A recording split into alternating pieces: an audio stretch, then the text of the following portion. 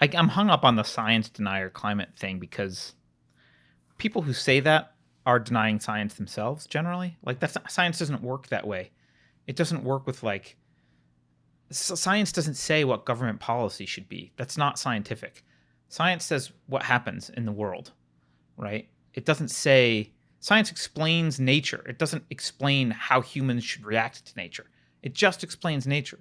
So there is no scientific consensus on what we should do about climate change. There might be some kind of scientific consensus on what is happening, although even that is questionable, and that's not how science is done. Consensus is not truth, but I a lot of times for me, sometimes I'll just only start with the principles. Like Carrie, I know you've heard me do this before. I'll just be like, well, I don't believe in the initiation of the use of force for any reason.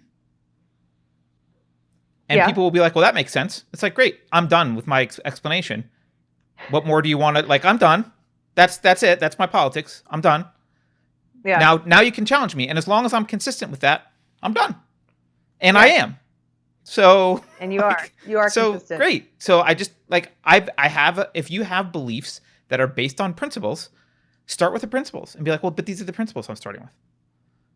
And if One of they my get that those are your principles and you stick to them, there's not really a lot to hate you about unless then they have to have the conversation about your principles being wrong. And that becomes a philosophical conversation which you can have, but everything else flows from that. And they might have some understanding of why. Like I look at climate or even minimum wage, right? And I say, yeah, okay, I do agree that it's worse for people to have a minimum wage than not to have a minimum wage. So we could go down the empirical argument, but I don't have to. I can just say, well, people shouldn't be forced at gunpoint to do anything they don't want to. Like if I want to have an interaction with Carrie where she pays me $2 an hour to sweep her front porch, whose business is that? It's mine and Carrie's. That's the end. You don't have a right to inject guns into that. That's our relationship. No one else has a right to point guns at either one of us and say you have to pay him more or you can't take less than a certain amount. So I can just have all these arguments on moral grounds. You don't even need to go with empiricism unless you're a no, pragmatist and you don't have principles I for why like you're doing. taking it back to, like you said, getting it back to the philosophical argument or the moral argument first, because that's really, you have to get to the foundations of where you disagree with someone. And the way that you do that is you start by finding out, go all the way to the base. Where do we agree, first of all? And then you can start to figure out where it is you diverge. Yeah. But so often people are just stuck in this level. I think it's a kind of a superficial level of arguing about politics. Right. And politics is it's pointless if I don't understand why you're like, okay, you disagree with me on who I voted for, or I disagree with you on who you voted for, fine. But if we don't ever get to the root of why we believe what we believe, you're not really having a discussion anyway. It's like, oh, well, the Democrats did this. I don't like it. Yeah, well, the Republicans did this. What about this? What about this? Blah, blah, blah, blah, blah. Who cares? Right. Get to the roots of what do you believe in? What are your beliefs? Yeah. Because you will find, I think, with most people who are engaging in good faith, you'll find that you share some beliefs. You have to dig real deep for some of them. Also, and yeah, the science thing about climate change, I don't even get into that with people. Well, as you know, Carter, obviously, I believe the climate is changing. I don't know how much of that is man-made involvement or not, and I haven't had time to do a lot of reading about it. But so I don't even get into that. I just don't. I am my position on climate change is that I am inclined to distrust the government enacting restrictions on liberty and saying it's for this good reason. Right. So Well, that's my opinion on it. and as I've brought up before, my general problem with the climate argument is the standards by which we're having it, right? Let's accept that climate change is real and man-made, that man is contributing to it. Okay. Can we do a real cost-benefit analysis about how much it would actually cost human lives in order to make energy more expensive? Like, can we actually have a conversation about would we be better off letting the climate grow a little bit, like in temperature? Maybe that's okay.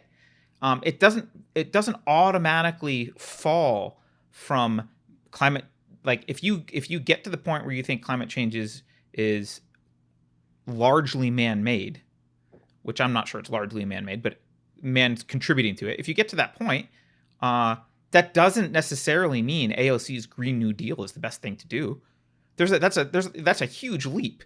That leap is totally not justified, right? You have to start asking a lot of questions like, okay, well, I mean, will we all be better off if we're a few degrees warmer and have to move populations to other spots, but other spots that were not inhabitable, they become inhabitable, and other spots that were inhabitable become uninhabitable? And how long will it take? And is it a gradual change? And is humankind better off anyway? Or like maybe deregulating nuclear power is a better answer than pretending that solar is in any way a good idea or like a replacement, which it's not. Like there's no people who talk about climate denying or science denying generally don't want to have any of the intricate conversation. They just want to say climate change is real, therefore Green Deal or Green New Deal. It's Yeah, like, all right, and well, like that's you not said, how that works. That's not scientific.